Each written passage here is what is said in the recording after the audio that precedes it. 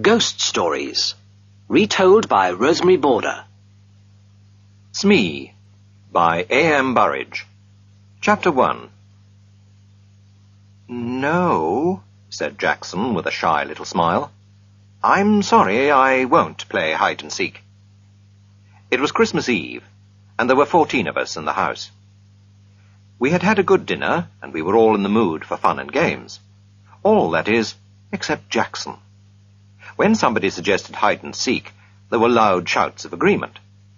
Jackson's refusal was the only one. It was not like Jackson to refuse to play a game. "Aren't you feeling well?" someone asked. "I'm perfectly all right, thank you," he said.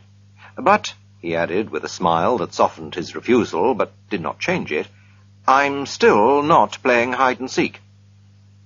"Why not?" someone asked.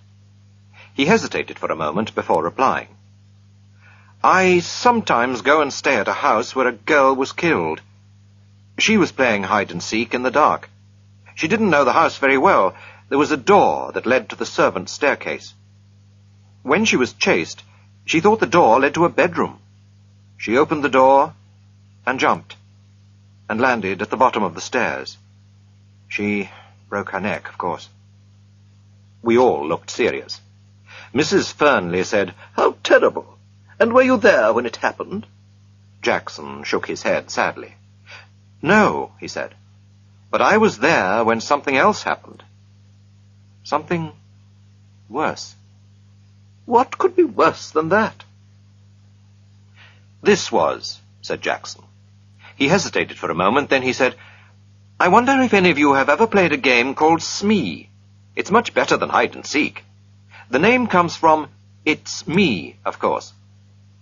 Perhaps you'd like to play it instead of hide-and-seek. Let me tell you the rules of the game. Every player is given a sheet of paper. All the sheets except one are blank. On the last sheet of paper is written Smee. Nobody knows who Smee is except Smee himself, or herself. You turn out the lights, and Smee goes quietly out of the room and hides. After a time, the others go off to search for Smee, but of course they don't know who they are looking for. When one player meets another, he challenges him by saying, Smee. The other player answers, Smee, and they continue searching. But the real Smee doesn't answer when someone challenges. The second player stays quietly beside him. Presently they will be discovered by a third player. He will challenge and receive no answer, and he will join the first two. This goes on until all the players are in the same place. The last one to find Smee has to pay a forfeit. It's a good, noisy, amusing game. In a big house, it often takes a long time for everyone to find Smee. Perhaps you'd like to try. I'll happily pay my forfeit and sit here by the fire while you play." "It sounds a good game," I remarked. "Have you played it too, Jackson?" "Yes," he answered. "I played it in the house that I was telling you about." "And she was there? The girl who broke—" No, said someone else. "He told us he wasn't there when she broke her neck." Jackson thought for a moment. "I don't know if she was there or not. I'm afraid she was. I know that there were 13 of us playing the game, and there were only 12 people in the house. And I didn't know the dead girl's name. When I heard that whispered name in the dark, it didn't worry me. But I tell you, I'm never going to play that kind of game again. It made me quite nervous for a long time. I prefer to pay my forfeit at once." We all stared at him. His words didn't make sense at all. Tim Vowse was the kindest man in the world.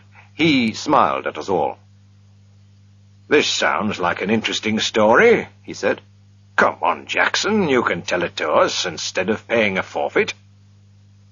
"Very well," said Jackson. And here is his story. Chapter 2. Have you met the Sangstons? They're cousins of mine, and they live in Surrey. 5 years ago they invited me to go and spend Christmas with them. It was an old house with lots of unnecessary passages and staircases. A stranger could get lost in it quite easily. Well, I went down for that Christmas. Violet Sangston promised me that I knew most of the other guests. Unfortunately, I couldn't get away from my job until Christmas Eve. All the other guests had arrived there the previous day. I was the last to arrive, and I was only just in time for dinner. I said hello to everyone I knew, and Violet Sangston introduced me to the people I didn't know. Then it was time to go in to dinner. That is perhaps why I didn't hear the name of a tall, dark-haired, handsome girl whom I hadn't met before. Everyone was in rather a hurry, and I am always bad at catching people's names. She looked cold and clever. She didn't look at all friendly, but she looked interesting. And I wondered who she was.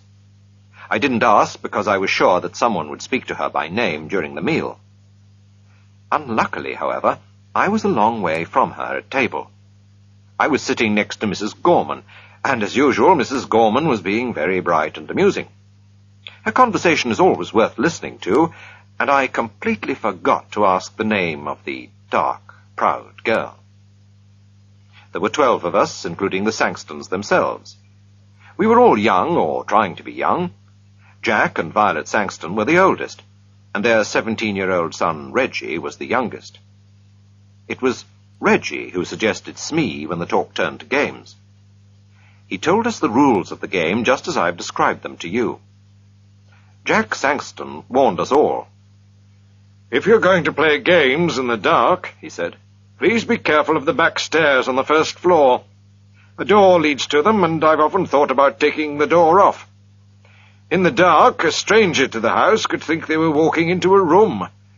A girl really did break her neck on those stairs." I asked how it happened. "It was about 10 years ago, before we came here. There was a party, and they were playing hide-and-seek. This girl was looking for somewhere to hide. She heard somebody coming and ran along the passage to get away.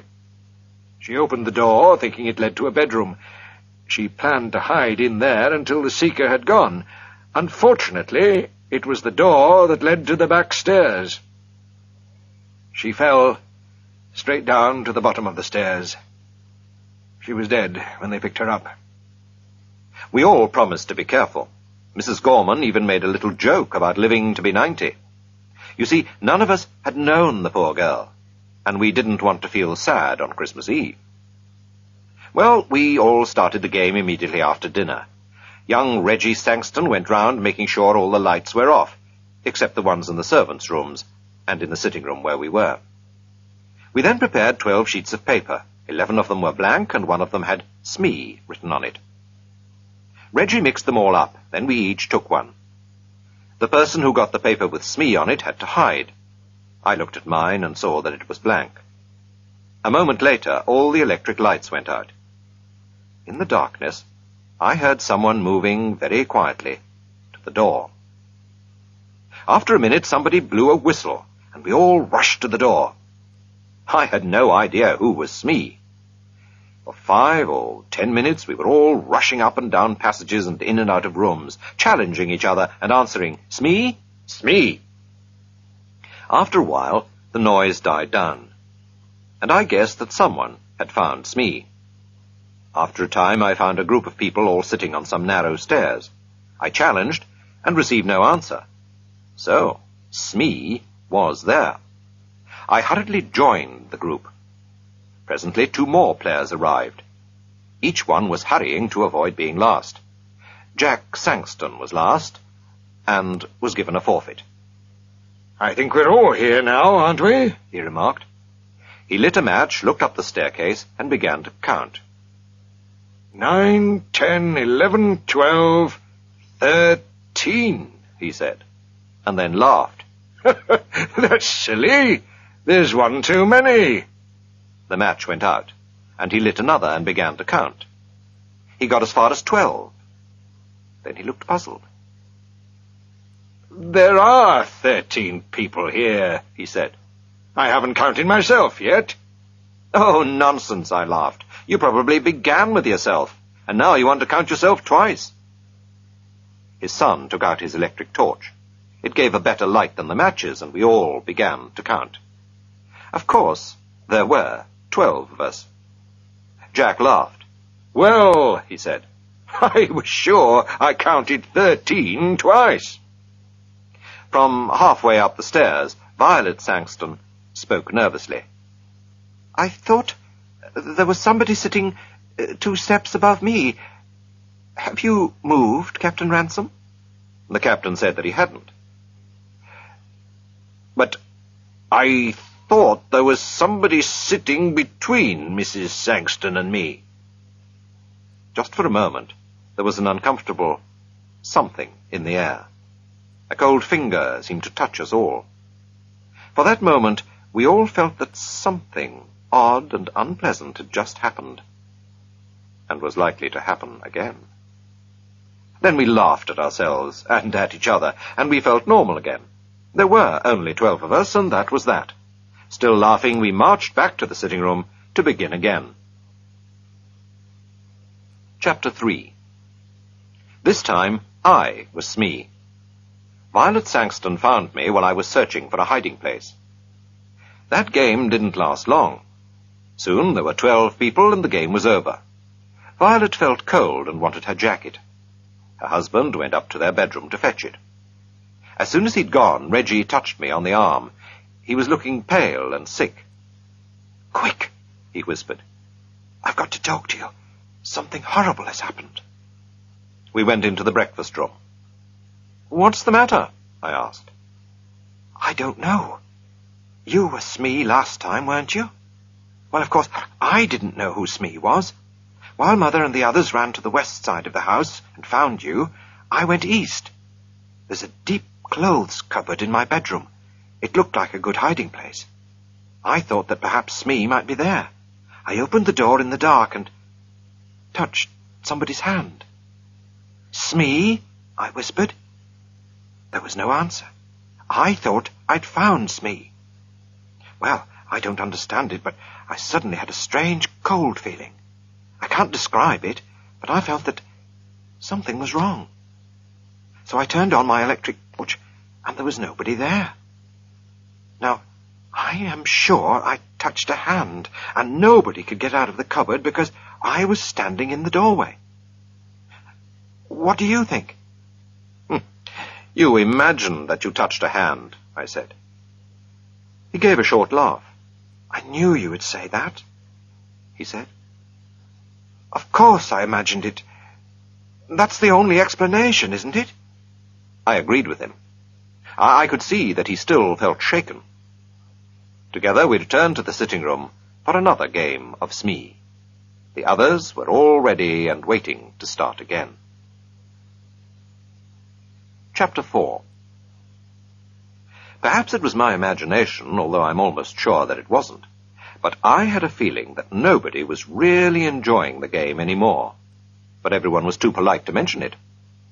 All the same, I had the feeling that something was wrong. All the fun had gone out of the game. Something deep inside me was trying to warn me. "Take care," it whispered. "Take care." There was some unnatural, unhealthy influence at work in the house. Why did I have this feeling? Because Jack Sangston had counted 13 people instead of 12? Because his son imagined he'd touched someone's hand in an empty cupboard? I tried to laugh at myself, but I didn't succeed. Well, we started again. While we were all chasing the unknown Smee, we were all as noisy as ever. But it seemed to me that most of us were just acting. We were no longer enjoying the game. At first I stayed with the others, but for several minutes no Smee was found. I left the main group and started searching on the first floor at the west side of the house. And there, while I was feeling my way along, I bumped into a pair of human knees. I put out my hand and touched a soft, heavy curtain. Then I knew where I was. There were tall, deep windows with window seats at the end of the passage. The curtains reached to the ground. Somebody was sitting in a corner of one of the window seats, behind a curtain. "Aha," I thought, "I've caught Smee." So I pulled the curtain to one side and touched a woman's arm. It was a dark, moonless night outside. I couldn't see the woman sitting in the corner of the window seat. "Smee?" I whispered. There was no answer. When Smee is challenged, he, or she, does not answer, so I sat down beside her to wait for the others. Then I whispered, "What's your name?" And out of the darkness beside me, the whisper came, "Brenda Ford." Chapter 5. I did not know the name, but I guessed at once who she was. I knew every girl in the house by name, except one, and that was the tall, pale, dark girl. So, here she was, sitting beside me on the window seat, shut in between a heavy curtain and a window. I was beginning to enjoy the game. I wondered if she was enjoying it too. I whispered one or two rather ordinary questions to her, and received no answer. Smee is a game of silence. It's a rule of the game that Smee and the person or persons who have found Smee have to keep quiet. This, of course, makes it harder for the others to find them. But there was nobody else about. I wondered, therefore, why she was insisting on silence. I spoke again, and got no answer. I began to feel a little annoyed. Perhaps she is one of those cold, clever girls who have a poor opinion of all men, I thought. She doesn't like me, and she is using the rules of the game as an excuse for not speaking. Well, if she doesn't like sitting here with me, I certainly don't want to sit with her. I turned away from her. I hope someone finds us soon, I thought. As I sat there, I realized that I disliked sitting beside this girl very much indeed. That was strange. The girl I had seen at dinner had seemed likable in a cold kind of way. I noticed her and wanted to know more about her. But now, I felt really uncomfortable beside her. The feeling of something wrong, something unnatural was growing. I remembered touching her arm, and I trembled with horror. I wanted to jump up and run away. I prayed that someone else would come along soon. Just then I heard light footsteps in the passage. Somebody on the other side of the curtain brushed against my knees. The curtain moved to one side, and a woman's hand touched my shoulder. "Smee?" whispered a voice that I recognized at once. It was Mrs. Gorman. Of course, she received no answer. She came and sat down beside me, and at once I felt very much better. "It's Tony Jackson, isn't it?" she whispered. "Yes," I whispered back. "You're not Smee, are you?" "No, she's on my other side." She reached out across me. I heard her fingernails scratch a woman's silk dress. "Hello, Smee. How are you? Who are you? Oh, is it against the rules to talk? Never mind, Tony, we'll break the rules. Do you know, Tony, this game is beginning to annoy me a little. I hope they aren't going to play it all evening. I like to play a nice quiet game all together beside a warm fire." "Me too," I agreed. "Can't you suggest something to them? There's something rather unhealthy about this particular game. I'm sure I'm being very silly, but I can't get rid of the idea that we've got an extra player. Somebody who ought not to be here at all." That was exactly how I felt, but I didn't say so. However, I felt very much better. Mrs. Gorman's arrival had chased away my fears. We sat talking. "I wonder when the others will find us," said Mrs. Gorman. After a time, we heard the sound of feet, and young Reggie's voice shouting, "Hello! Hello! Is anybody there?" "Yes," I answered. "Is Mrs. Gorman with you?" "Yes." "What happened to you? You've both got forfeits. We've all been waiting for you for hours." "But you haven't found Smee yet," I complained. "You haven't, you mean? I was Smee this time." "But Smee is here with us," I cried. "Yes," agreed Mrs. Gorman. The curtain was pulled back, and we sat looking into the eye of Reggie's electric torch. I looked at Mrs. Gorman, and then on my other side. Between me and the wall was an empty place on the window seat. I stood up at once. Then I sat down again. I was feeling very sick, and the world seemed to be going round and round. "There was somebody there," I insisted, "because I touched her." "So did I," said Mrs. Gorman in a trembling voice. "And I don't think anyone could leave this window seat without us knowing. Reggie gave a shaky little laugh. I remembered his unpleasant experience earlier that evening. Someone's been playing jokes, he said. Are you coming down?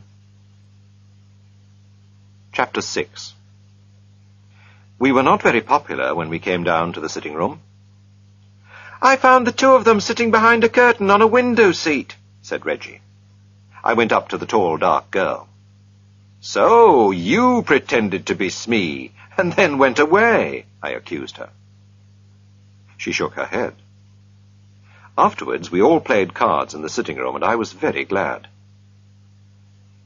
Some time later, Jack Sangston wanted to talk to me. I could see that he was rather cross with me, and soon he told me the reason. "Tony," he said, "I suppose you are in love with Mrs. Gorman. That's your business, but please don't make love to her in my house during a game. You kept everyone waiting. It was very rude of you, and I'm ashamed of you." But we were not alone, I protested. There was somebody else there. Somebody who was pretending to be Smee. I believe it was that tall, dark girl, Miss Ford. She whispered her name to me. Of course, she refused to admit it afterwards. Jack Sangston stared at me. "Miss who?" he breathed. "Brenda Ford," she said. Jack put a hand on my shoulder. "Look here, Tony," he said. "I don't mind a joke, but enough is enough. We don't want to worry the ladies. Brenda Ford is the name of the girl who broke her neck on the stairs. She was playing hide-and-seek here 10 years ago."